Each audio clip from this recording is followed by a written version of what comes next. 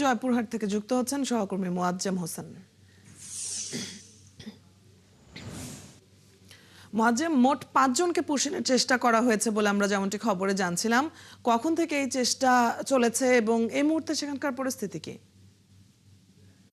আচ্ছা জি, ধন্যবাদ আপনাকে। আপনি যেমনটি বলছিলেন যে আজ কিন্তু ভোর ১টার দিকে কিন্তু এই ভুটিয়াপাড়া সীমান্ত অর্থাৎ পশ্চিম রামকৃষ্ণপুর যে এখানে যে বিল রয়েছে, এই বিলের মাধ্যমে গতকাল আজ রাতে ১টার দিকে ৫ জনকে পুশ করেছে এমনই বলছিলেন এখানকার স্থানীয় যে মাছ মারতে যেয়ে একজন স্থানীয় লোক, এবং সেখান থেকে ২ জন এখান থেকে ছড়িয়ে ছিটে গেছে এবং ৩ জন ২ মহিলা এবং এক বৃদ্ধকে তারা আটক করে এবং স্থানীয়দের মধ্যে কিন্তু সেটি কিন্তু তারা কিন্তু হস্তান্তর করে এবং তখন তারা কিন্তু জয়পুরহাট এই যে ভুটিয়াপাড়ার যে ৪৮-৭৫ যে ৮ নম্বর পিলারে রয়েছে সেখানে কিন্তু তারা বিএসএফ এবং বিএসএফ এর পক্ষেই কিন্তু তারা হয়েছে।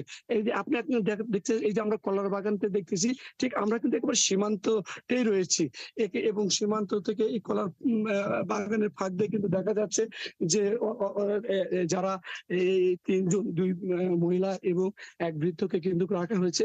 আপনি দেখতে পাচ্ছেন যে এই যে সামনে যে সবুজ পতাকা অর্থাৎ বিজিবি এবং বিএসএফ এর পক্ষ থেকেই কিন্তু তারা কিন্তু বৈঠক চলছে এবং এই মুহূর্তের জন্য ২ পক্ষই কিন্তু বিজিবি এবং বিএসএফ এর পক্ষ থেকে কিন্তু প্রস্তুত রয়েছে। পাশাপাশি স্থানীয় যারা রয়েছে তারা কিন্তু বিজিবিকে সহায়তা করতেছে এবং তারা স্থানীয়রা বলছে যে এই যে সীমান্ত যে অস্থিরতা, এই অস্থিরতাকে যদি সমাধান করতে হয় তাহলে কিন্তু আমাদেরকে আন্তর্জাতিক যে আন্তর্জাতিক যে আইন রয়েছে, এই আন্তর্জাতিক আইনে অর্থাৎ পররাষ্ট্র মন্ত্রণালয়, ২ দেশের পররাষ্ট্র মন্ত্রণালয়ে যদি বৈঠকের মাধ্যমে এই সমস্যার সমাধান না করা হয় তাহলে কিন্তু এরকমই হয়ে থাকে। আপনাকে আমি জানিয়ে রাখি, এই জয়পুরহাটের ২৬ কিলোমিটার সীমান্ত এলাকার মধ্যে দিয়ে কিন্তু দীর্ঘদিন ধরে এই পশ্চিমবঙ্গ নির্বাচনের পর থেকেই কিন্তু এখানে উত্তেজনা দেখাচ্ছে পুশিং এবং তার কাটা নিয়ে। এই তার কাটা নিয়ে এবং পুশিং নিয়ে বিজিবি এবং বিএসএফ এর মধ্যে সবসময় উত্তেজনা বিরাজ করছে। আপনি দেখছেন যে আজকে সকাল থেকে আমরা প্রায় সকাল ৭টা থেকে আমরা এখানে অবস্থান করছি। এখানকার স্থানীয় যে আমরা প্রতিনিধি রয়েছে তাদের সাথে কথা বলেছি, বিজিবির সঙ্গে আমরা কথা বলেছি।